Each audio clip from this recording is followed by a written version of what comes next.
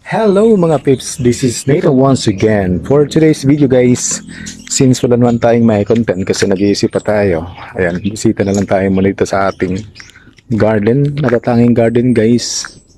O, di ba? Ayan guys, yung aming ampalaya guys, maraming bunga. Ayan, tamang pag-aalaga lang talaga yung gagawin natin dito guys para mag-produce ng maraming bunga guys. Ayan guys, oh. Actually, yung bunga na to guys, yung ampalaya na to, yung parang ano lang siya, recycled na ampalaya. Kasi I mean, ito yung mga liso ng ampalaya na ginugulay namin, na binibili namin sa palengke. Tapos ayan, binibilad namin. Ayan, tsaka tinatanim.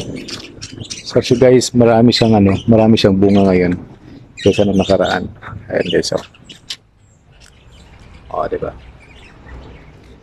Talagang hindi ka magagutom kung ganito yung gawin mo. Magtanim ka lang talaga na magtanim para may makain, di ba? Kasi yung iba nagrereklamo sa sobrang hirap ng buhay. Paano di maghirap ang buhay? Is ultimo pagtanim ayaw, di ba? Yung isa yung mga part na yun doon guys. So then dito meron din dito guys, ayan. Ayan o.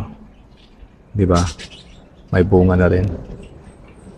Alam niyo po yung espasyo namin dito, sobrang liit lang pero talagang minamaximize namin, tinatamnan namin bawat may bakante pwedeng tamnan. Maliit lang yung bakura namin guys, pero dahil yung kasama ko sa bahay, yung may-ari ng bahay, masyadong matyaga sa pagtatanim. Kaya, ayan, nagkakaroon kami ng mga gulay na halimbawa kung wala na kaming iulam, at least meron kaming makukuha dito sa paligid namin. Imagine guys ito, oh. Tingnan nyo guys. Tingnan yan, may kamatis, tapos nakahanging pa yan. Diba? Oh. Tapos sabihin ng iba, walang matamnan. Ano yan? Anong tawag mo dyan? Diba? O, diba? Ayan o. Ano yung tawag na ito, atsyal sa amin, ayan o.